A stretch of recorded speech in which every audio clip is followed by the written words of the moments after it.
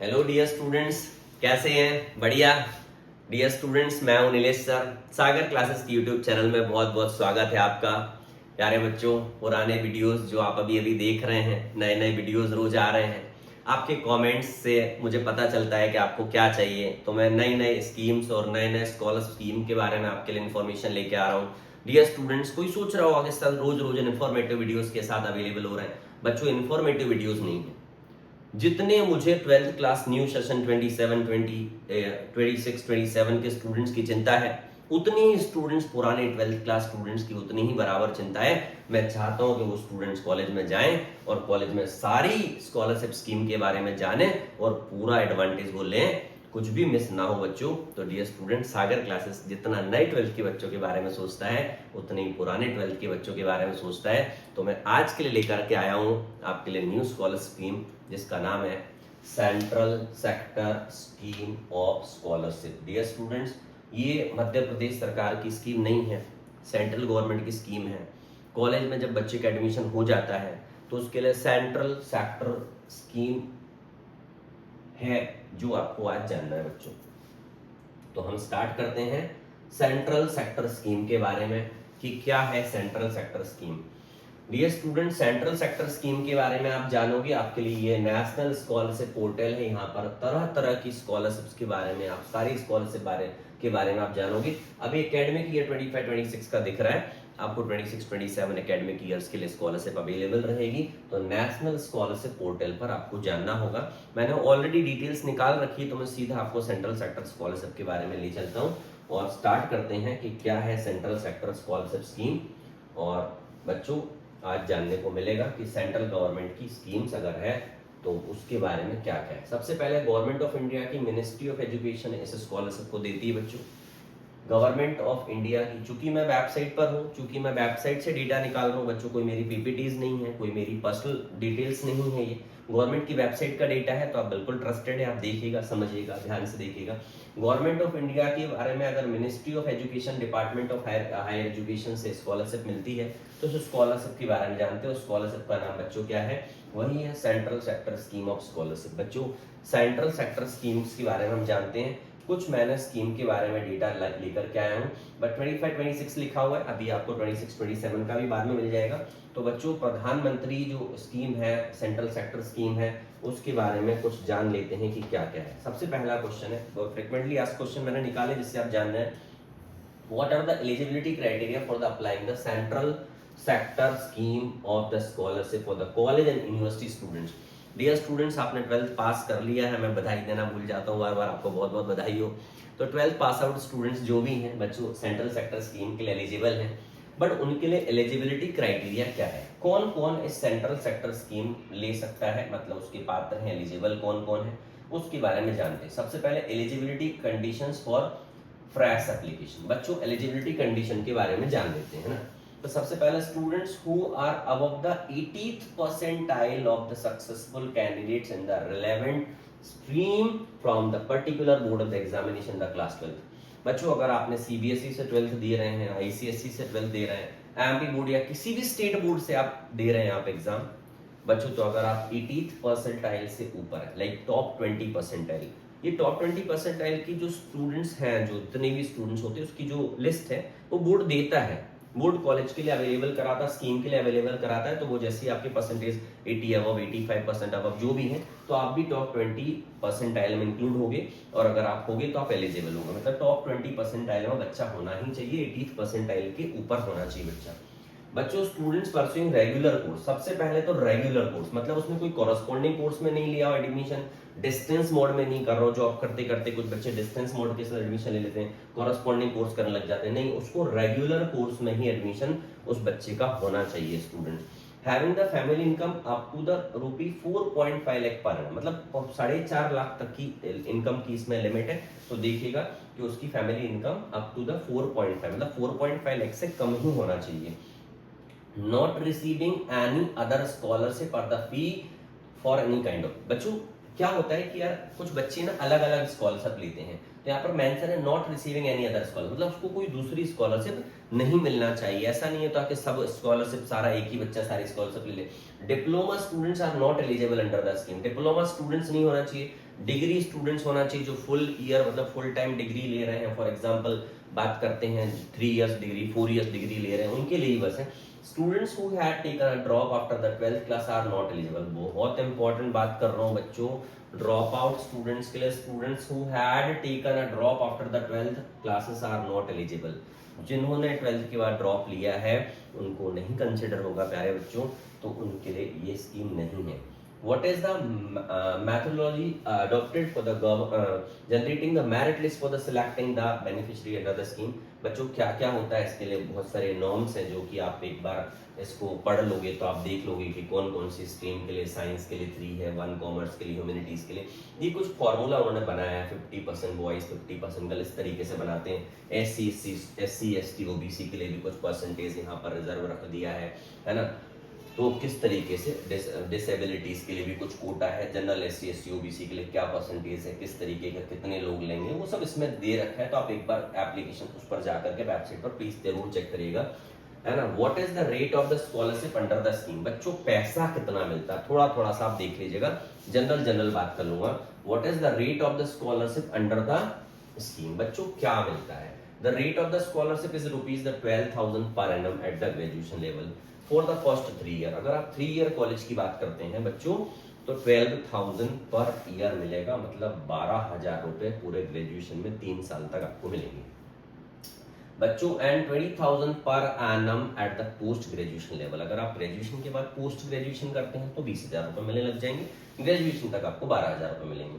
Student pursuing the technical courses are paid the ₹20,000 per annum in the 4th and 5th year. बच्चों अगर बात करी जाए कि कोई दूसरे टेक्निकल कोर्सेज में कोई एडमिशन ले रहा तो 4th और 5th ईयर में उसको 20,000 मिल जाएंगे। Student pursuing the BTech be would get the scholarship for the 4 year only. जब 4 साल का बीटेक आप कर रहे हैं तो 4 साल मिलेगी, लेकिन 12,000 per annum for the first 3 year मिलेगा और लास्ट चौथे साल में आपको 20,000 मिलेंगे। क्लियर बच्चों? मतलब 3 साल तक तो 12,000 ही मिलना है। अगले साल अगर आप बीटेक के चौथे साल में है तो 20,000, अगर आप कोई टेक्निकल कोर्स 5 साल का कर रहे हैं तो उधर चौथे और 5वें साल में आपको 20,000 रुपए मिलेंगे। क्लियर बच्चों? तो स्टूडेंट्स अपन सेंट्रल सेक्टर स्कॉलरशिप के बारे में जान रहे हैं, आपको बड़े ध्यान से समझना। डियर स्टूडेंट्स, मैं पूरी कोशिश करूंगा कि आपको समझा पाऊं। इन सब के बीच में सागर के हाथ में मैथ्स फैकल्टी में खुद हूं, जो बच्चे मुझसे मैथ्स पढ़ते हैं आपको क्लियर होगा कि सर मैथ्स कैसा पढ़ाते हैं। हमारे रिजल्ट सागर के सामने ही है, आपने देखा होगा, और बैक जाकर के हमारे रिजल्ट्स देख लीजिएगा स्टार ऑफ सागर क्लासेस की। बट अभी तो हम स्कॉलरशिप के बारे में बात कर रहे हैं, तो स्टार्स को बाद में बीच में लाएंगे, ठीक है ना बच्चों। तो बच्चों अब बात करते हैं, मैंने आपको अमाउंट बता दिया, how a second third fourth year students gate the scholarship. बच्चों बाद में कैसे मिलती scholarship? All the students finally selected for the scholarship in the first year. सारे स्टूडेंट्स जो है उनको सिलेक्ट करा जाता फर्स्ट ईयर में ना। Students are eligible for the renewal of the second year and third year. ध्यान से सुनिएगा, जब फर्स्ट ईयर में बच्चा कॉलेज में जाकर के इसको सिलेक्ट हो जाता है इसमें, तो सेकंड ईयर थर्ड ईयर में उसको भी आगे जाना होता है। बट कुछ एलिजिबिलिटी क्राइटेरिया है, ऐसा नहीं है कि फर्स्ट ईयर में मिल गई तो बट मिलती ही रहेगी। तो एलिजिबिलिटी क्राइटेरिया को उसको फुलफिल करना होता है। Student have to apply the again in the same portal. बार बार उसको हर एक साल उसको सेम पोर्टल पर जाकर के, जो भी मैंने आपको नेशनल स्कीम वाला बताया था, जो पोर्टल आपको दिखाया था वीडियो में, आप बस देख लीजिएगा फिर समझ आ जाएगा। Student have to apply the again in the same portal renewal कराना पड़ता है, बार बार रिन्यूअल कराना पड़ता है। आपको अपने कॉलेज की मार्कशीट वहां डालनी होती है, फिर स्कॉलरशिप आपको मिलती है। What is the duration of the scholarship and the criteria for the renewal under the scheme? बच्चों आप उन्हें पहले साल तो अप्लाई करा, 12th में आपके मार्क्स आ गए, 12th में आपके मार्क्स आ गए तो आपने कॉलेज में जाकर के सेंट्रल सेक्टर के लिए अप्लाई कर दिया। देखिएगा अप्लाई करने के लिए आप खुद भी कर सकते हैं।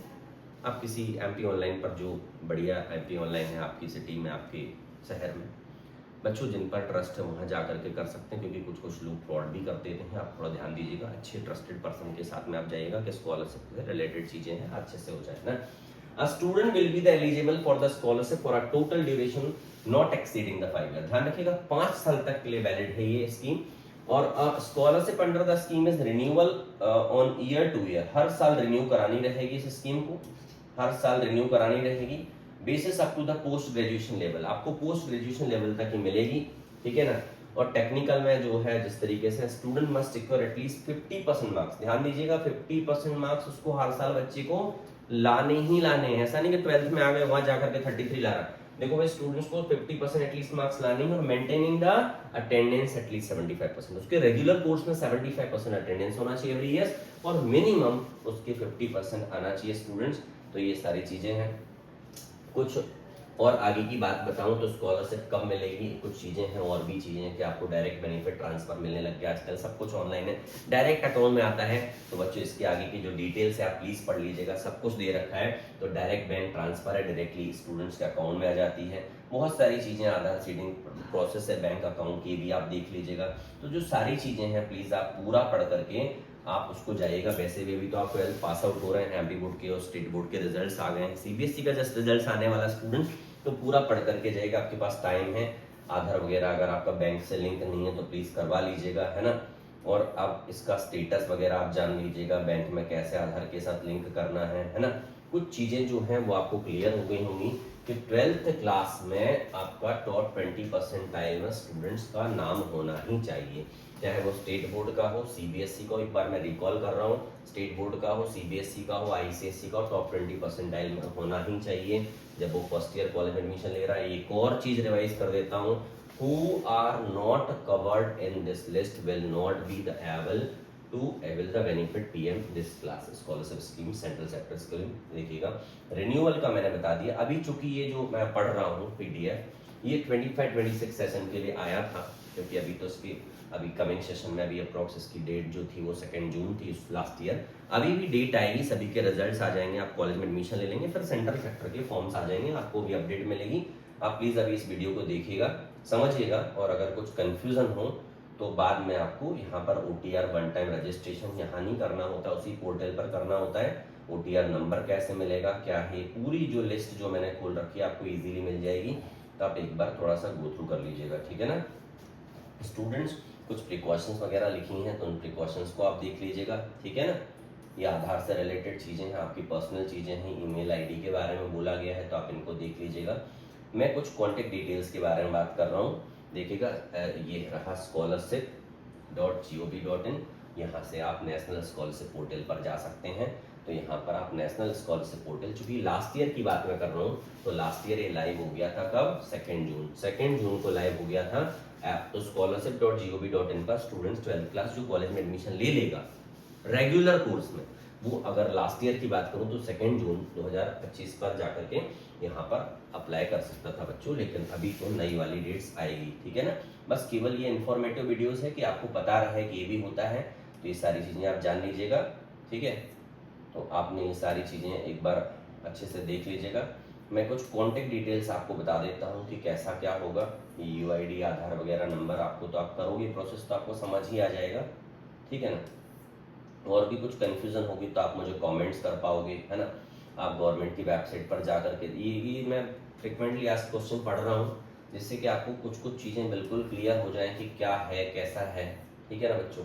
मैं पूरी कोशिश कर रहा हूँ कि आपको मैक्सिमम चीज़ें बता पाऊँ, बट चूँकि बहुत सारा है डेटा, बहुत सारा है, तो सीधा मैं डायरेक्टली गवर्नमेंट के कॉन्टैक्ट अस पर आ गया हूँ। स्कॉलरशिप डिवीज़न डिपार्टमेंट है, हायर एजुकेशन का, सेंट्रल गवर्नमेंट का है, एड्रेस लिखा है, टेलीफोन नंबर लिखा है, ईमेल लिखा है। कुछ भी परेशानी के लिए आप देखिएगा, कैसे समझना है, क्या करना है, कांटेक्ट करिएगा बच्चों। उम्मीद है वीडियो में अच्छा लगा होगा, समझ आया होगा। जितनी भी इंफॉर्मेशन मैक्सिमम हो सकती थी मैंने दे दी। लास्ट ईयर 2 जून से स्टार्ट हुए थे, इस सेशन में कब से स्टार्ट होंगे अपकमिंग वीडियोज़ में भी आपको अपडेट मिल जाएगी। स्टूडेंट्स आप 12th क्लास में अच्छे मार्क्स लाए, बहुत शानदार।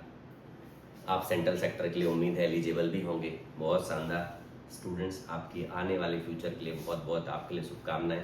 सागर क्लास का वीडियो देखने के लिए थैंक यू। अगर चैनल अच्छा लगा है, वीडियो अच्छा लगा है तो सब्सक्राइब कर लीजिएगा और अपने उन सारे फ्रेंड्स के साथ शेयर जरूर कीजिएगा जिनको इसकी जरूरत है। थैंक यू बच्चों, बाय।